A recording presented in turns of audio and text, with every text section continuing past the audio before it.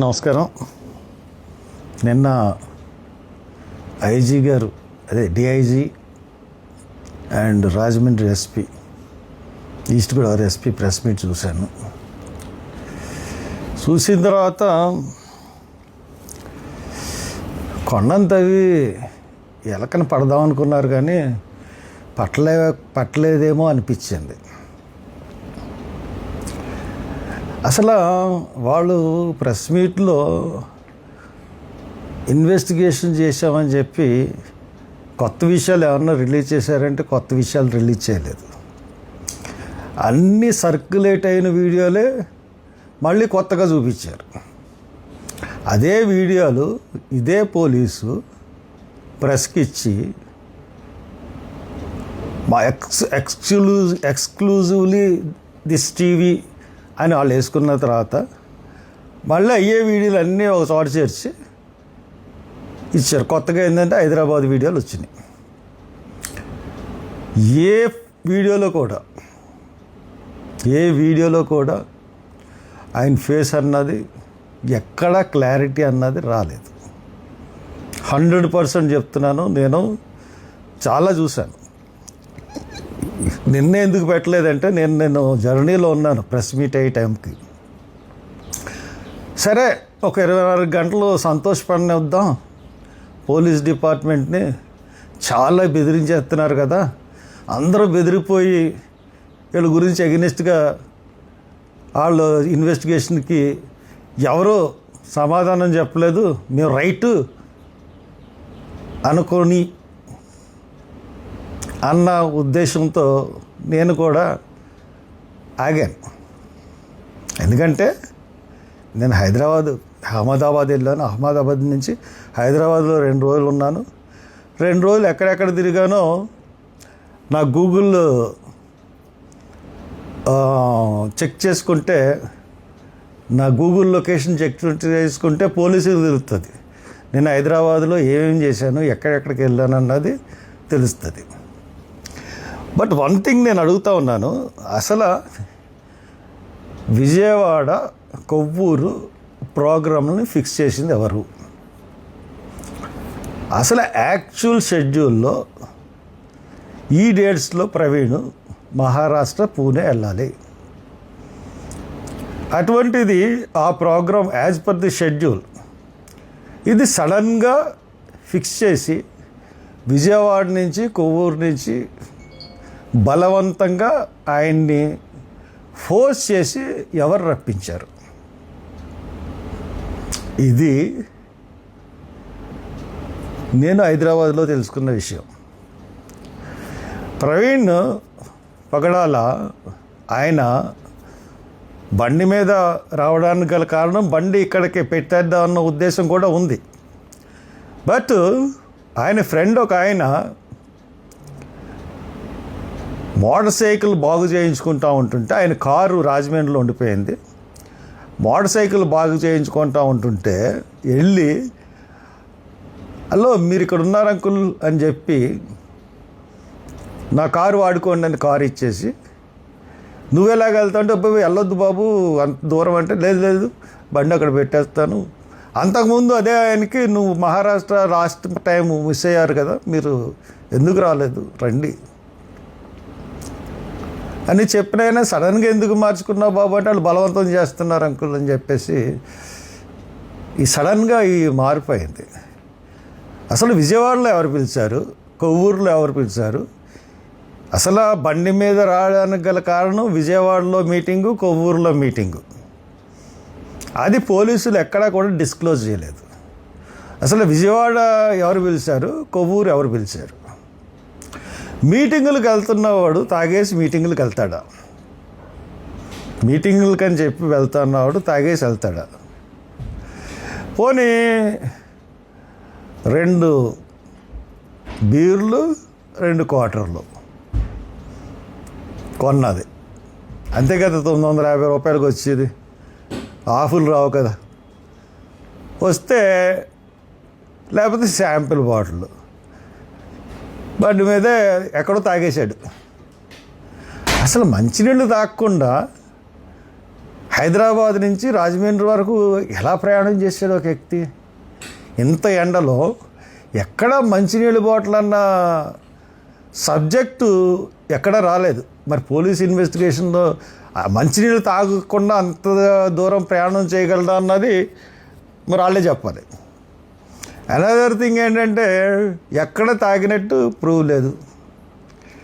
పోనీ పోస్ట్ మార్టంలో వాళ్ళు చెప్పింది ఏంటంటే పోస్ట్ మార్టంలో ఆనవాళ్ళు ఉన్నాయి. ఈ ముక్క ఎప్పుడు చెప్పాలంటే పోస్ట్ మార్టం అయిన వెంటనే చెప్పాలి. ఇమీడియట్గా ఇతను ఇంట్రాగేషన్ సిచ్యుయేషన్లో ఉన్నాడు అన్న మాట పోస్ట్ మార్టం అయిన వెంటనే చెప్పాలి. ఈ కథలన్నీ అల్లి మళ్ళీ ఇంకొక ఏంటంటే అంతకుముందు కూడా మార్చిలో ఈయన ఇక్కడ కొన్నాడు అంటే రాజమండ్రిలోనే మందు కొంటాడా? హైదరాబాద్లో ఆయన మందు కొండ. ఆయన ఆఫీసు ఫస్ట్ ఫ్లోర్లో ఉంటే కింద ఫ్లోర్లో, సెకండ్ ఫ్లోర్లో ఉంటే కింద ఫ్లోర్లో పెద్ద మందు షాప్ ఉంది హైదరాబాద్లో. ఆయన ఆఫీసులో ఆయనే ఎండి ఆఫీస్కి, కానీ ఎండి రూమ్కి సపరేట్గా కుర్చీ టేబుల్ లేవు. వర్కర్స్తో పాటు కూర్చుంటాడు, వాళ్ళ స్టాఫ్తో పాటు పనిచేస్తాడు. స్టాఫ్తో పాటు కూర్చుని మాట్లాడొస్తాడు ప్రతిరోజు. అటువంటి ఉన్నత భావాలు కలిగిన వ్యక్తి ప్రవీణ్ పగడాల. తాగడం అన్నది అసలు లేనే లేదు. తన హ్యాబిచువల్ డ్రింకర్ కానే కాదు. ఎక్కడైనా సరే వాళ్ళ ఫోన్పేలో, ఆయన ఫోన్పేలో హైదరాబాదులో మద్యం కొన్నట్టుగా ఎక్కడన్నా ఉందా? ఎక్కడో పట్టుకుని రాజమండ్రిలో ఏదో వైన్స్లో కొన్నారు అని చెప్తా ఉన్నారు. ఆయనకు కొన్నాడు, పక్కనున్న ఎవరికన్నా అడిగితే కొని ఇచ్చాడు. అతను ఉంటున్న ఏరియా కొంచెం ఆ లొకాలిటీ అటువంటి లొకాలిటీ. మరి అక్కడ ఎందుకు తీసుకున్నట్టే వాళ్ళందరినీ మారుద్దామన్న ఉద్దేశమేమో తెలియదు మనకి. అటువంటిది అది ఏదో ఉన్నట్టు అతనికి హ్యాబిచువల్ అన్నట్టు. అయినా ఒక 4 బీర్లు, ఒక 4 విస్కీలు కొని, ఒక విస్కీ 3 జిన్లు కొని, ఒక రమ్ము కొని అంత దూరం ఎవడన్నా ప్రయాణం చేయగలడా? కామన్ సెన్స్ అన్న ఉండాలి కదా. ఎంత తాగుబోతైనా సరే ఇంత తాగిన తర్వాత డ్రైవ్ చేయగలడా? ఆర్ఆర్గా తాగినా కానీ. అంటే ఒకటి ఏంటంటే కాక్టైల్ అంటారు, ఒక 2 మిశ్రమాలు బీరు జిన్ను కలిపితే దాని కాక్టైల్ కిక్ ఎలా ఉంటుందంటే చాలా భయంకరంగా ఉంటుంది. అది తాగిన తర్వాత అసలు ఆ బండి కాదు కదా, ఏం మూవ్ చేయలేడు. ఇంకొక విషయం, ఒక వీడియోలో వెళ్ళిపోతున్నాడు, పడిపోయాడు, బస్సు తప్పించుకుని వెళ్ళిపోయింది, అక్కడే అయిపోవాల్సింది అని చెప్పారు. అంత ఫాస్ట్గా వెళ్తున్న బండి సడన్గా బ్రేక్ వేసి 0 స్పీడ్కి వచ్చిన తర్వాత పడిపోయాడు. అంత ఫాస్ట్లోనే యాక్సిడెంట్ అయితే బండి ఎంత దూరం విడిచికెళ్ళిపోవాలి? అంటే బండి నడిపినవాడు టాప్ మోస్ట్ ఎక్స్పర్ట్. ఎంత టాప్ మోస్ట్ ఎక్స్పర్ట్ అంటే ఆడు బండిని అక్కడ బ్రేక్ వేసి పడేయగలడు. అటువంటి డ్రైవర్ నడిపాడు బండిని. ఇంకపోతే ఈయన యాక్సిడెంట్ స్పాట్ ఎగిరి బండి మీద పడింది. ఆయన వెళ్తున్నది ఇలా స్లోప్లోకి వెళ్ళాడు. స్లోప్లోకి వెళ్ళిన తర్వాత ఆబ్జెక్ట్కి తగిలింది అన్నారు. ఆబ్జెక్ట్కి తగలడానికి ఆబ్జెక్ట్ ఏంటంటే అక్కడ రాళ్ళు. ఆబ్జెక్ట్కి ఏది తగులుతుంది? హెడ్డిల్ తగలదు, ఫ్రంట్ టైర్ తగులుతుంది. ఫ్రంట్ టైర్ తగిలితే బండి ఇతను ఎగిరి అవతలనే పడాలి, లేకపోతే అదే స్పాట్లో పడిపోతే బండి అవతలకి వెళ్ళిపోవాలి. కరెక్ట్గా బండి పైకి ఎగిరి మూవ్మెంట్ లేకుండా కరెక్ట్గా ఇతని మీద పడడానికి ఛాన్స్ లేదు. చాలా ఫారెన్సిక్ రిపోర్ట్స్తో మేము ప్రూవ్ చేస్తూ ఉన్నారు కదా. Central forensic department, state forensic department ఎవరి చేతిలో ఉంటాయండి? సెంట్రల్ గవర్నమెంట్ చేతిలో ఉంటాయి. నేను సిబిఐ ఎందుకు అడగలేదో తెలుసా ఈ కేసులో? ఫస్ట్ సిబిఐ కూడా సెంట్రల్దే. చూసాం కదా వివేకానంద రెడ్డి కేసులో ఏం చేశారు సిబిఐ వాళ్ళు. ఇప్పటికి కూడా ఏమీ చేయలేకపోయారు. కాబట్టి ఇప్పుడు దర్యాప్తు సంస్థలు ఏ రకంగా ఉన్నాయి? ఇంటర్పోల్, మళ్ళీ ఇంకోసారి చెప్తున్నాను ఇదే సబ్జెక్ట్లో, ఇంటర్పోల్ ఇన్ఫార్మ్ చేసింది కొకైన్ సప్లై అవుతుంది ఇండియాకి చాలా భారీ ఎత్తులో అని. ఇంటర్పోల్ సమాచారం ఇస్తే సిబిఐ ఒక కంటైనర్ని సీజ్ చేసింది. దాంట్లో 70,000 కోట్లు ఖరీదు చేసి కొకైన్ ఉందని చెప్పి ప్రైమరీ రిపోర్ట్స్ నిర్ధారించినాయి. After 10 months, after 11 months, 12 months అబ్బాయి దీంట్లో ఏమీ లేవు. మీ చేతిలో, పోలీస్ డిపార్ట్మెంట్ చేతిలో, ప్రభుత్వం చేతిలో దేన్నన్నా తిమ్మిని బొమ్మని చేయగలరు, బొమ్మని తిమ్మిని చేయగలరు. మళ్ళీ బెదిరింపులు. ఈ కేసు మీద మాట్లాడితే అరెస్టులు చేస్తాం. మీరు ఇచ్చిన నోటీస్ ఏంటి? నాకు ఒక ఐజీ మాట్లాడాడు నాతో అని చెప్తే మీకు తెలీదా ఏ ఐజీ మాట్లాడాడో? నా ఫోన్ మీద 24 గంటలు దృష్టి ఉంటుంది కదా, నా ఫోన్ ట్యాప్లోనే ఉంటుంది కదా. ఎవరెవరు ఫోన్ చేశారు నాకు, ఏ ఐజీ ఫోన్ చేశాడో మీకు తెలీదా? ఆ వంకర నన్ను భయపడదామని. ఐజీ మాట్లాడింది వాస్తవం కదా నాతో, మీకు తెలుసు కదా. పోలీస్ డిపార్ట్మెంట్ ఐజీ గారికి మీకే చెప్తున్నాను, ఐజీ గారు అంటున్నాను. ఆయన నాకన్నా తమరు చిన్నోళ్ళే. ఎస్పీ కానీ మీరు కానీ నాకన్నా ఏజ్లో చిన్నోళ్ళే. నువ్వు అనొచ్చు మిమ్మల్ని కానీ, లేదంటే డీజీపీ కూడా నాకన్నా చిన్నోడే వయసులో. ఎందుకంటే 60 ఏళ్ళు వస్తే మీరు రిటైర్డ్ అయిపోవాలి, లేకపోతే 63 ఏళ్ళు వస్తే రిటైర్డ్ అయిపోవాలి. కాబట్టి మీరు చెప్తున్నది ఎవరిని బెదిరిస్తాను, మేము ఈ కేసులో మాట్లాడితే చేస్తాము అని ఎదవ కబుర్లు చెప్పకండి. మీరు చేసిన ఇన్వెస్టిగేషన్ మీద నాకు నమ్మకం లేదు. మీరు మొదటి నుంచి కూడా ఈ ఇన్వెస్టిగేషన్ని ఏదో రకంగా యాక్సిడెంట్ కింద చూపించాలనే తాపత్రయపడ్డారు తప్పితే ఇంకో కోణంలో ఇన్వెస్టిగేషన్ మీరు చేయలేదు. అసలు హత్యా కోణం అన్న దృష్టే మీకు రాలేదు. కారణం అంటే మీకున్న పైన నుంచి మీకున్న ఒత్తిడి. 100% చెప్తున్నాను, ఇది highly conspiracy murder. Central government, home department ఆధ్వర్యంలో జరిగిన మర్డర్ ఇది, మామూలు కాదు. వక్ఫ్ బోర్డ్ అయిపోయింది. క్రిస్టియన్స్ని మా రాహుల్ గాంధీ చెప్పాడు, క్రిస్టియన్స్ని నెక్స్ట్ టార్గెట్. అంటే ఈ విధంగా టార్గెట్ చేస్తారని అనుకోలేదు మేము. అంటే ఫిజికల్గానే చంపడానికి ప్రయత్నిస్తుంది సంఘ పరివార్ కానీ, ఆర్ఎస్ఎస్ కానీ, లేకపోతే బీజేపీ కానీ అని అనుకోలేదు. ఈవీఎంల మీద నిన్న వచ్చింది చూశారు కదా. అమెరికాలో ఈజీగా ఈవీఎంలను హ్యాక్ చేయొచ్చని చెప్తా ఉన్నారు.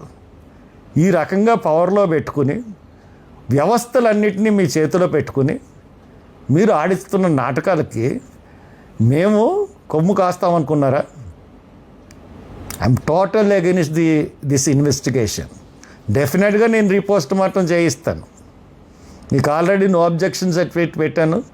మీరు నో అబ్జెక్షన్ సర్టిఫికేట్ ఇచ్చినా ఎవ్వరు ఇచ్చి దమ్ము లేదు మీకు. ఇస్తే నేను ఇన్వెస్టిగేషన్ చేయిస్తాను. అక్కడ రేవంత్ రెడ్డి ఉన్నాడో పర్లేదు అని అనుకోకండి, ఇంకా పెద్దోళ్ళు ఇన్వాల్వ్ అవుతారు.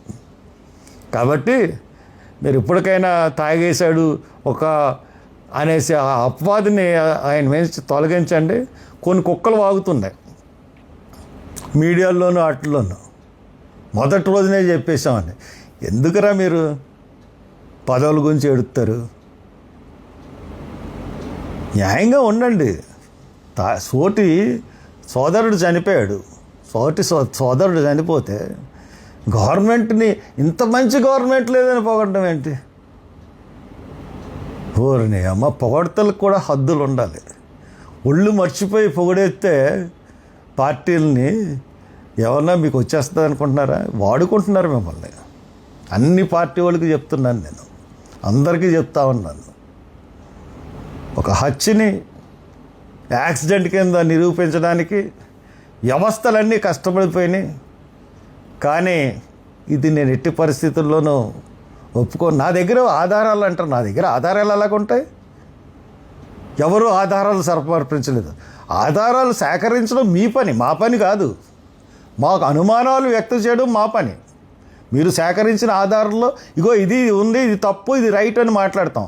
చంద్రబాబు నాయుడిని జైల్లో పెట్టారు, అన్యాయంగా పెట్టారు అందరూ అన్నారు, నేను అన్నాను. జగన్ గవర్నమెంట్ ఏమన్నా మీకు అన్యాయంగా పెట్టారంటున్నారు, మీ దగ్గర ఏమైనా ఆధారాలు ఉన్నాయని అడిగిందా గవర్నమెంట్?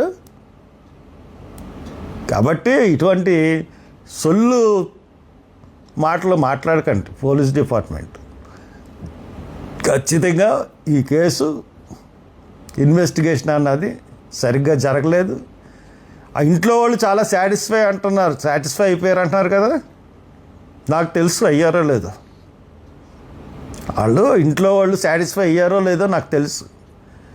వాళ్ళని ఏ రకంగా భయపెడుతున్నారో అన్నది కూడా నాకు తెలుసు. అసలు హత్య కేసు అయితే, హత్య కాదు యాక్సిడెంట్ కేసు అయితే అసలు పోలీసులు ఆయన అకౌంట్స్ని సీజ్ చేయాల్సిన అవసరం ఏంటి? ఆయన ల్యాప్టాప్ని, ఐపాడ్ని ఇంట్లోంచి తీసుకెళ్లాల్సిన అవసరం ఏంటి? వాళ్ళకి రక్షణ కల్పించారా? ఏమీ లేకుండా ఇష్టానుసారంగా ఇన్వెస్టిగేషన్లు ఇష్టానుసారంగా చేసేసి మళ్ళీ దీని మీద ఎవరన్నా మాట్లాడితే మేమన్నా రెచ్చగొడుతున్నావా? నా మాటల వల్ల రెచ్చిపోతుంది నేను ఎవరిని ఆరోపిస్తున్నాను? నేను ఆరోపించేది పోలీస్ డిపార్ట్మెంట్ని, గవర్నమెంట్ని. ఇతర మతస్థులను కానీ ఇతర కులాలను కానీ ఎవరిని నేనే రెచ్చగొట్టి మాటలు లేవు నా దాంట్లో. మీరు చేస్తున్నది తప్పు, మీ ఇన్వెస్టిగేషన్ తప్పు. కరెక్ట్ ఇన్వెస్టిగేషన్ చేయండి. అది హత్య ఎవరు చేశారన్నది కనిపెట్టాల్సింది పోయి యాక్సిడెంట్ అని నిరూపించడానికి మొదటి నుంచి ప్రయత్నం. నన్ను బతికినాడారు, సార్ ఇది చూడండి, ఇది యాక్సిడెంట్ ఫస్ట్ డే అని. ఇది కాదు అని చెప్పి బయటకు వచ్చి చెప్పాను. ఇది హత్యని యాక్సిడెంట్ అని చెప్పమంటున్నారు, కాదు అని చెప్పాను. కాబట్టి నన్ను బ్రైబ్ చేయలేరు, నేను నమ్మింది నన్ను కాదని చెప్పించలేరు. నేను నమ్మింది ఖచ్చితంగా చెప్తాను. కాబట్టి ఎవరైతే ప్రవీణ్ పగడాల విషయంలో పోలీసులు దర్యాప్తు సమంజసంగా లేదనుకుంటున్నారో అందరూ కూడా నోరు లేపండి. ఎవ్వరికీ సాటిస్ఫాక్షన్ లేదన్న విషయం నాకు తెలుసు. వాళ్ళు చేస్తున్నది బోటపుకు ఇన్వెస్టిగేషను. ఇంతకుముందు రిలీజ్ చేసి అదే వీడియోలు, ఒకసారి ఆ వీడియోలన్నీ బోటకమని ఐజీ చెప్పి మళ్ళీ అయ్యే వీడియోలు తీసుకొచ్చి press meet. This is nonsense press meet, nonsense investigation. But investigation ఏ రకంగా మళ్ళీ ముందుకు తీసుకెళ్తా అన్నది చూద్దిరు కానీ. Thank you.